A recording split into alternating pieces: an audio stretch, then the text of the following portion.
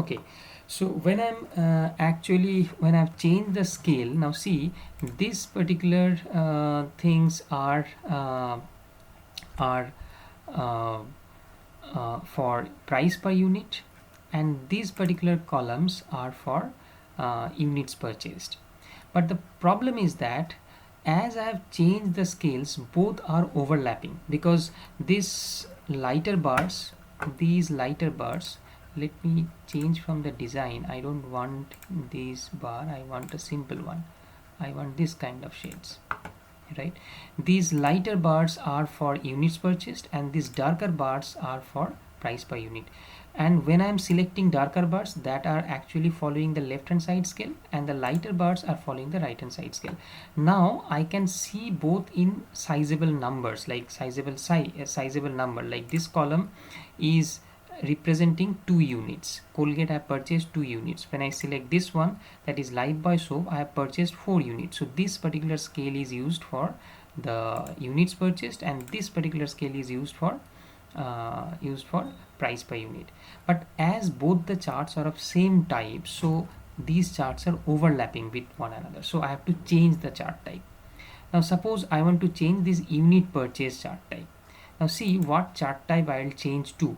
That depends on your own understanding of chart.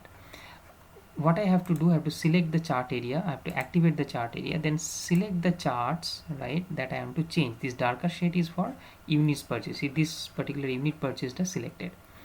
Now I right click on these, then I get an option change series chart type.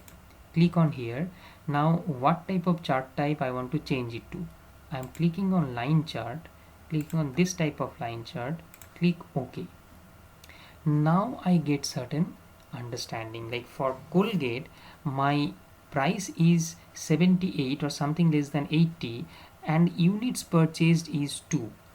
For Lifebuoy soap, the price is little more than 20, and the unit purchased are 4.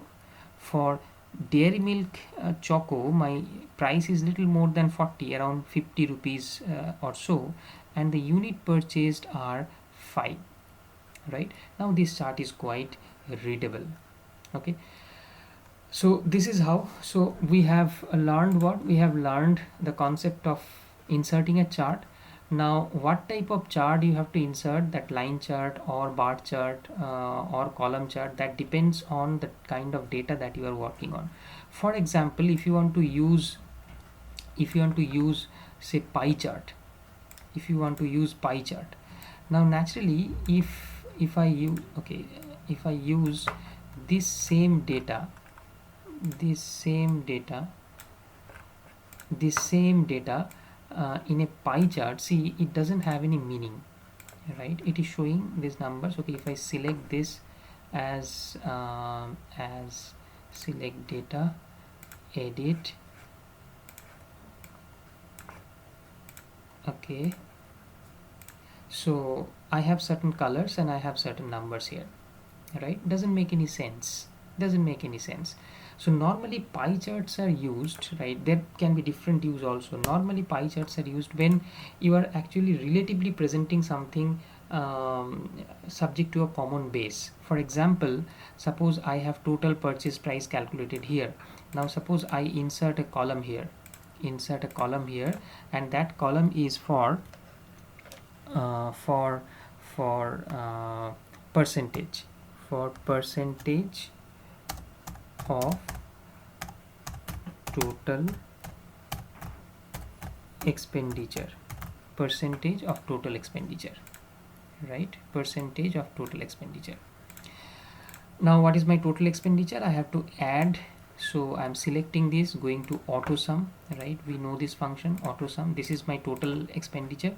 I'm calculating percentage, this cell, that is D6, divided by 1306 into 100, that is giving me a percentage. When I select this, right, these are giving me percentages. I just don't want this this decimals, numbers after decimal. I want it in whole number, right? So these are my percentages, right?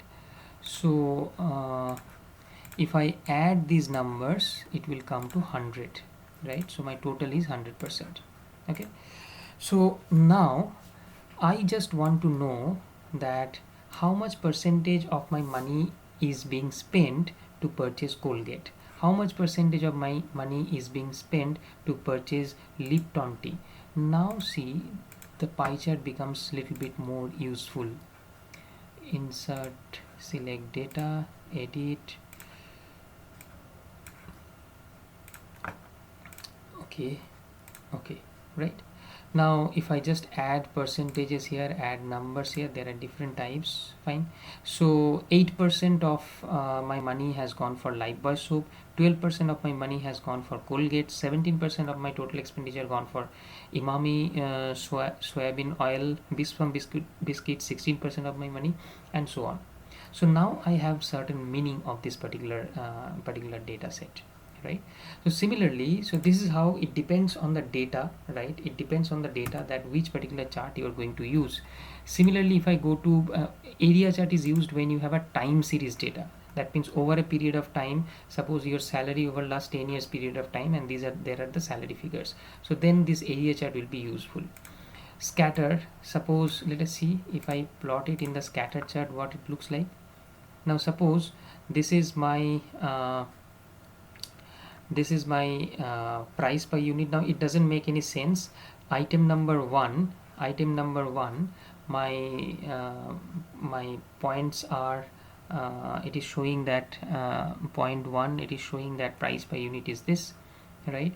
Item number 2, price per unit is this. So if I just change to different chart type,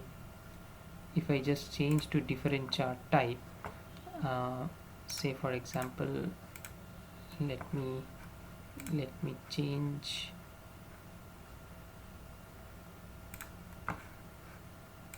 Okay, now in this case what I am actually getting here, just let me change it once again. Suppose I am showing it in a scattered plot, right? Now I am showing it in a different chart type. Okay, now it has come. I have given the name of the product categories. Now see, these item numbers doesn't make any sense, right? These item numbers are item number 1, which is there at the first item. First item is Colgate. The second item is Lifebuoy soap. So it is showing in point number 7. So I actually do not need to change these item numbers. What is more important, what actually I can see here from this kind of a scattered chart is that if I want to compare the price level, now I can see the price level of Lipton tea is highest, followed by Imami soya oil, followed by Colgate, followed by Dairy Milk. So in this kind of comparison, I can go for a scatter chart. So it depends on what type of data you are working with, and based on that, you can choose different types of charts. More you practice with a data set, you will understand that what type of chart suits your data better.